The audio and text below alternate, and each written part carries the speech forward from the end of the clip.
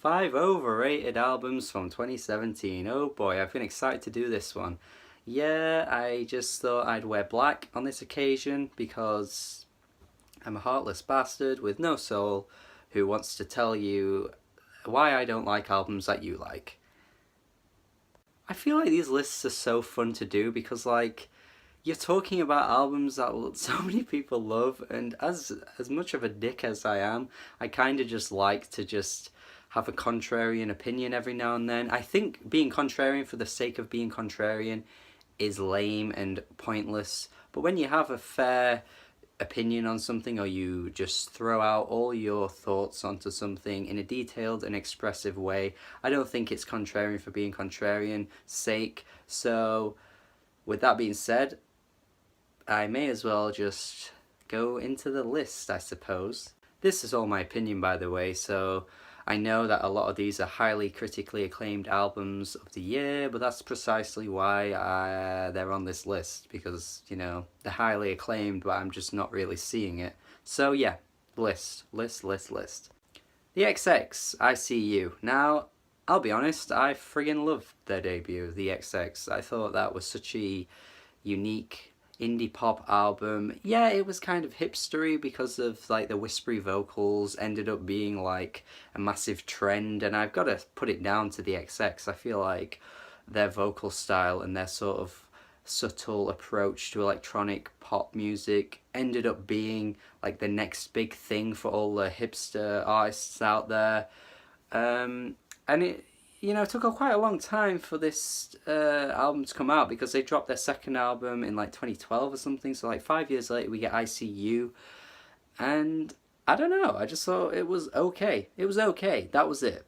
Like, it was just fine. There were some really weak moments on this album that had no interesting or compelling ideas, especially considering we just had a few years ago In Colour by Jamie XX, which was in fact full of colour and it was vibrant and the beats were interesting. He featured like Young Thug on that album, as if like that was such a creative idea. You can tell that Jamie XX has all of these booming ideas in his mind, and it just didn't showcase at all on ICU, I don't think. I thought the singles were honestly kind of lackluster, so going into this album I wasn't exactly up for it really. I was sort of going into it thinking it's not going to be that great, and I kind of came out of it that way too. I wasn't biased or anything, I just didn't find much to love from this one.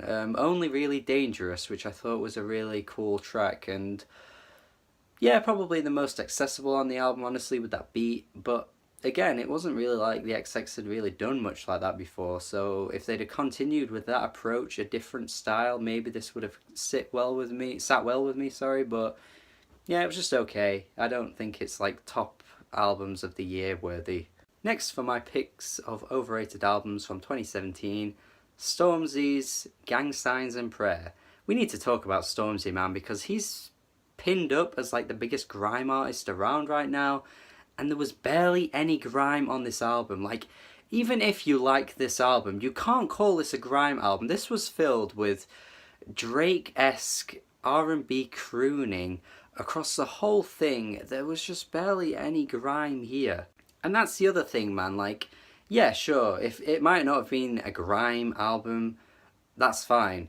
But what was on here wasn't that good, honestly, either. It was, like I said, just crooning all the way across this album, like, filled with all these features. When he did get grimy on those very rare moments, I still felt like I would rather listen to Wiley or Dizzy Rascal or Skepta or even JME. I'm not even a big JME fan, but still would rather listen to him than this Stormzy album. And this is the one issue with grime in the UK right now, which is one thing that we don't call out, is that these grime artists, as soon as they get to the height of their popularity, they just go pop. Like Dizzy Rascal did it, and some of his earliest material is incredible. We even had Wiley do it.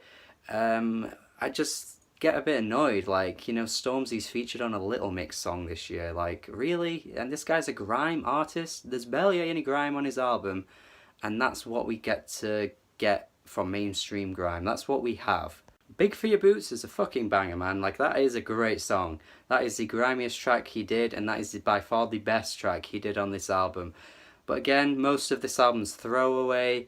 I didn't care for the singing. There was just a lack of like oomph to this album. It was just so safe.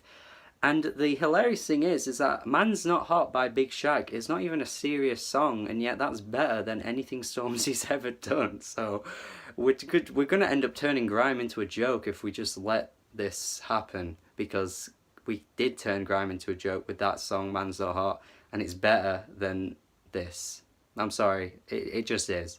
Next, for Overrated Albums 2017, I've spoke my opinion on this one quite in depth before. Father John Misty, pure comedy. I'm sure if you've watched this channel already, you're not going to be surprised with this pick.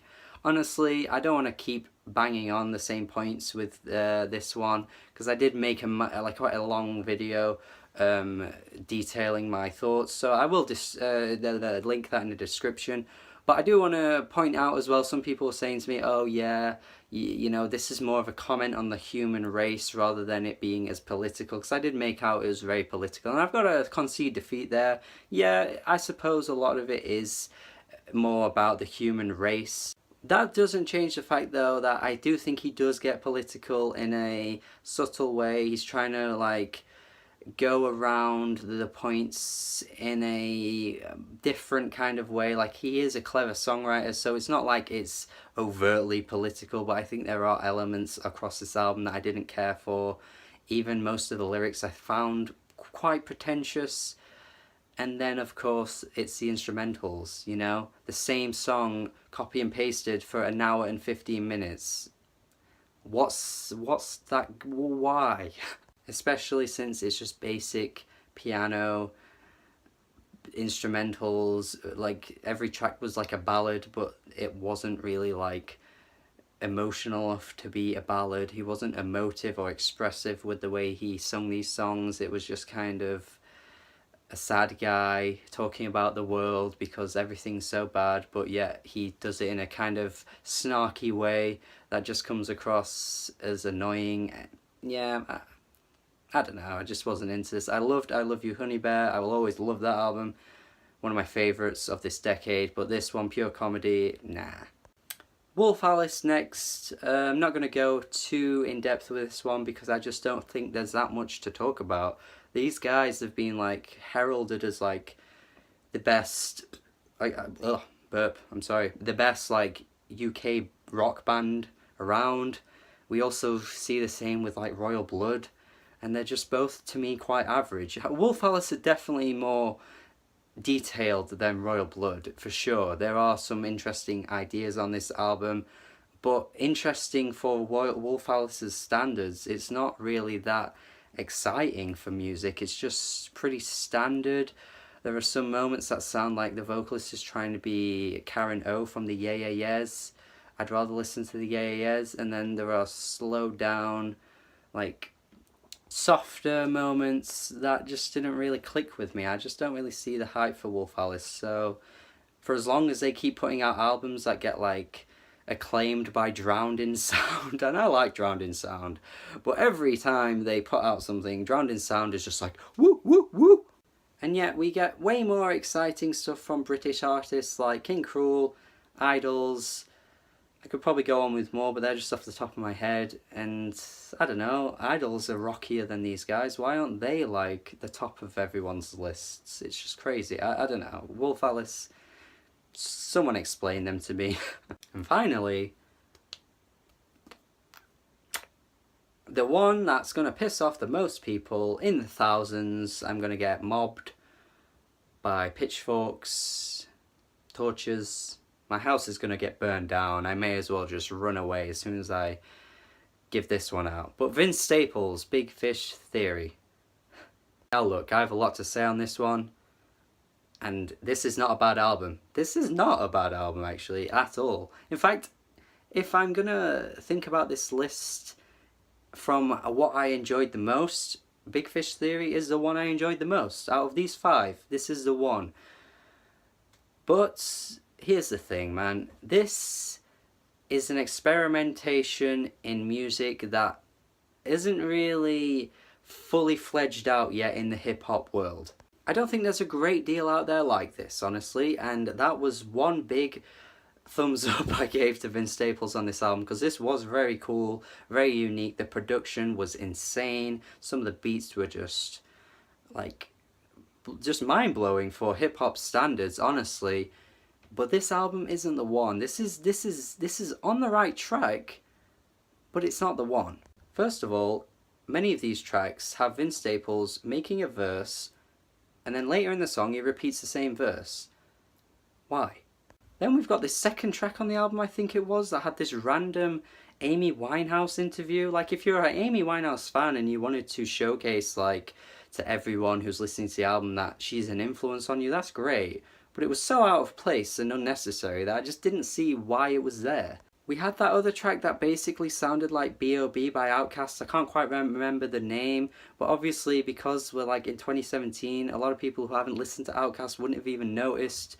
So when I heard it, I just immediately wanted to go back and listen to B.O.B. by Outkast. And then there's the track Yeah Right, which has an amazing Kendrick feature. It has this instrumental like no fucker could ever explain.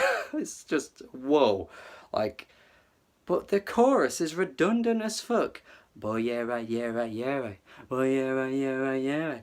Boy, yeah, right, yeah, right, yeah. And the closing track with Ty Dolla $ign on the hook.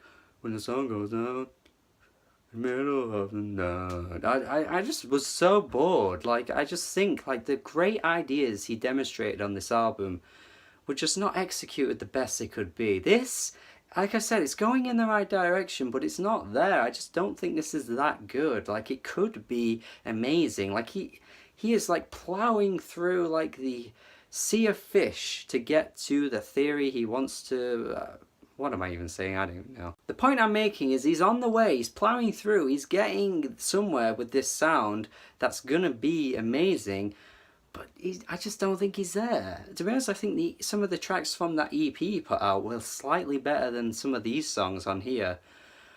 But I don't know, man, I just think it wasn't the best it could be. I think we're gonna see something like this in a few years that sounds incredible, but I just don't think this is the album. And it is a good album, it is good. It's got the appeal, it's got that immediate bounce, the instrumentals are wild. A lot of hip-hop heads wouldn't expect this, to be honest, if they're going into a hip-hop album. So of course some people would have heard this and were like, whoa, this is so unique. And yeah, it is. It's just not perfect. It's just not. And that's it. I'll leave it there. I don't want to say too much more about this Vince Staples album and get people burning me at the stake. I mean, it's just really my opinion. I do think his next album will be way better than this, but time will only tell. See if I'm proven right or wrong, who knows. But yeah, let me know your thoughts on these picks. Tell me if I was completely wrong with these picks as well. So yeah, my overrated albums of the year: XX, Wolf Alice, Vince Staples, Father John Misty, and Stormzy. Let me know your thoughts on these albums. Tell me overrated albums in your opinion, what you would pick as your overrated albums of the year. And that's it. Have a good day.